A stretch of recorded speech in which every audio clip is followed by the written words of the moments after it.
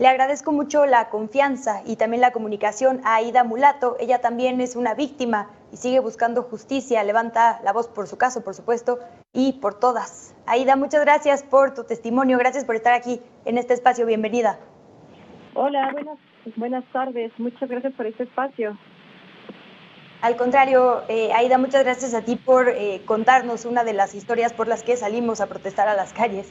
Tú fuiste víctima de una agresión sexual que no se ha resuelto y por la que tú tienes que seguir luchando contra todo el sistema. Te paso voz para que nos cuentes la historia como tú más te sientas cómoda. Muchas gracias. Justo creo que tuve un problema aquí con mi Zoom y no sé si me escucho bien, si me veo. No te vemos, pero te escuchamos perfectamente. Perfecto. Pues muchas gracias por este espacio. La verdad es que, bueno, yo fui víctima de violación el 9 de noviembre del 2017.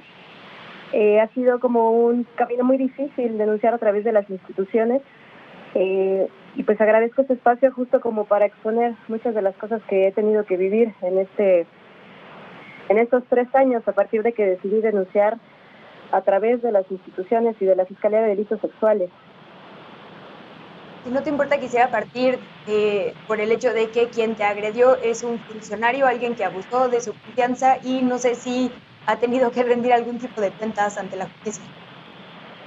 Pues sí, justamente fue una persona que pues conocí a partir de lo que yo hago. Yo me dedico a la gestión cultural y al trabajo con pueblos indígenas, y a través del proyecto que yo coordino desde hace 10 años fue que conocí a este personaje. Él al principio pues fue mi cliente, después se convirtió en algún momento en mi doctor porque tuve una situación de salud muy fuerte y él me trató.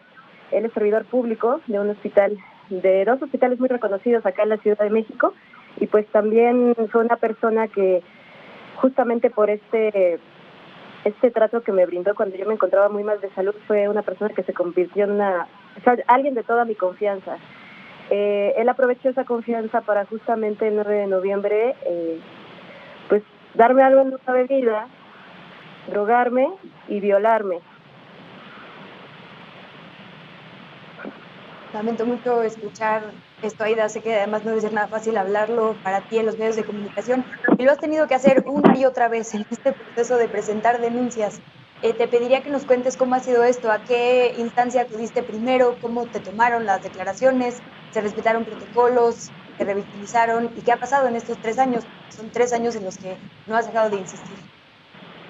Pues justamente el proceso de denuncia ha sido muy violento, muy revictimizante. Las funcionarias públicas que te reciben y que te toman la declaración, pues no tienen perspectiva de género, no son nada empáticas, no son nada sensibles. Te preguntan una y otra vez la historia de cómo fue, como buscando que te equivoques, que digas algo distinto cada vez. Y la verdad es que sí ha sido muy violento, ha sido muy desgastante mental y emocionalmente para mí y para muchas de las mujeres que optamos por denunciar a través de las instituciones. Es una serie de pasos a seguir en donde todo te cuestiona a ti, todo te juzga a ti, todo te culpa a ti, desde que te preguntan qué hacías en el espacio en donde te violaron, en donde te abusaron, en donde te golpearon. Ya sabes cómo ibas vestida, qué estabas haciendo ahí, por qué estabas con él, por qué no te defendiste. Y pues este tipo de preguntas que obviamente lo escuchamos como todo el tiempo, sin embargo, pues a mí me ha tocado experimentarlo y vivirlo en carne propia, y es de verdad lamentable, desgastante, y pues obviamente todo el tiempo te hace cuestionarte y dudar, ¿no? O sea, este sistema, esta forma en la que tienen las instituciones de tratar a las víctimas. Por un lado, desacreditaron en un peritaje psicológico que yo había sido víctima de violencia sexual, en un primer peritaje psicológico, pero por otro lado, me dan un oficio para que me presente en el CTA, que es el Centro de Atención para Víctimas de Violencia Sexual, aquí en la Ciudad de México, el cual se ubica en Pestalozzi, para que tomara yo terapias porque tenía, por estas afectaciones que había tenido. Entonces, a veces es hasta incongruente la manera en la que llevan los procesos. Al día de hoy me han cambiado 5 veces de Ministerio Público. Yo inicié mi denuncia el 12 de noviembre del 2018 y desde ahí ha habido 5 cambios de MP lo que genera que no haya continuidad ni interés alguno por parte de las mismas licenciadas ni de la misma Fiscalía de Delitos Sexuales para darle continuidad e impartir justicia. Es por esta razón también que permea la impunidad, que hay muchos temas de corrupción detrás, porque a nadie le interesa concluir los casos, darle seguimiento, y pues las víctimas seguimos repitiendo una y otra vez la historia con una persona distinta, que tiene trabajos y formas distintas, que te cuestiona otra vez qué hacías ahí, que si eres abogada. Son personas que ni siquiera te pueden notificar ni dar acceso a tu expediente en el momento que tú lo requieres. Son nuestros derechos como víctimas. Exigir copias es uno de nuestros derechos principales y a veces ni siquiera te dan las copias. Es lamentable, la verdad, la manera en la que te tratan. Este año justo volvieron a hacerme un peritaje psicológico porque a través de una recomendación que hizo la Comisión Nacional de Derechos Humanos de la Ciudad de México, la 08-2019, pues justamente en esta recomendación se habla de 17 casos. Yo soy la víctima 17, en donde justamente las 17 víctimas hemos sido parte de esta violencia institucional, machista y misógina por parte de la Fiscalía de Delitos Sexuales. La Fiscalía lo acepta.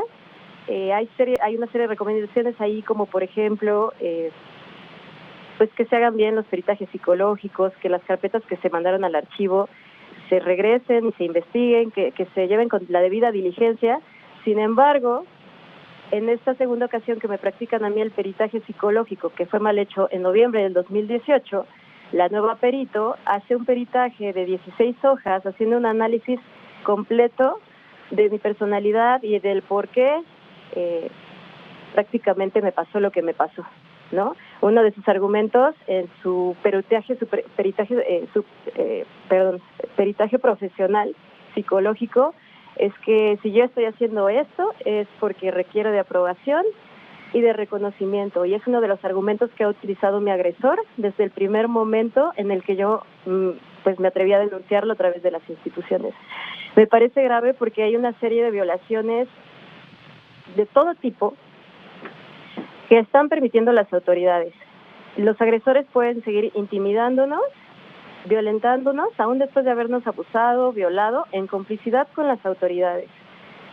¿A qué me refiero con esto? Que mi agresor, este servidor público del Centro Médico Siglo XXI, ha utilizado pruebas como fotografías mías, íntimas, audios, quién sabe qué audios son, porque obviamente metió el audio, hicieron la transcripción y yo jamás pude escuchar mi voz. No puede ser que estas se han permitido como datos de prueba por parte de la Fiscalía de Delitos Sexuales. Está utilizando testigos falsos. El señor se ha atrevido a denunciarme por 3 delitos diferentes, como lo es violencia familiar, lo es discriminación y falsedad en la declaración. Cuando todo lo que yo he dicho es cierto, he presentado las pruebas en donde se acredita que tengo afectaciones, que ha afectado terriblemente mi proyecto de vida, y eso no es válido para las autoridades. Lo que es válido son estas fotografías personales, son estos audios que quién sabe si sea mi voz. Lo que es válido es la palabra de este señor. Para mí es lamentable, ver que esto siga pasando, ¿no? Pues sí, nos sumamos, por supuesto, a esta denuncia. Solo decir, y por si alguien de nuestra audiencia todavía tuviera dudas, no es no, aunque sea tu esposo, aunque sea tu novio, aunque sea quien sea, no es no. Ninguna de estas evidencias revictimizadoras tendrían por qué ser, sobre todo con una jefa de gobierno, una presidenta, mujer de la Comisión de Derechos Humanos, una fiscal, ¿no? Todas ellas han prometido un alto a la violencia de género, entonces aquí quedan, ojalá, todas estas denuncias y todas estas acciones urgentes para ellas de implementar. Pues tenemos que ir a un corte, Aida, pero ojalá podamos mantener comunicación, ojalá podamos seguir presionando para que se resuelva tu caso y el de tantas mujeres que sí se han atrevido a denunciar. Cada denuncia nos protege a todas, porque rompe con este incentivo perverso de la impunidad. Entonces, de nuevo, muchísimas gracias por tu testimonio y bienvenida siempre a este espacio. Muchas gracias por este espacio, de verdad, lo agradezco mucho y gracias por la escucha. Al contrario, Aida Mulato, muchas gracias a ti, muy buenas tardes. Buenas tardes. Por cierto, le dejé a la audiencia la recomendación, si quieren seguir el caso más a fondo, la colega Almudena Barragán ha publicado un perfil bastante amplio en elpaís.com con todo el caso de Aida y las cifras de la impunidad. Vamos a la pausa y regresamos, estamos en De 1 a 3.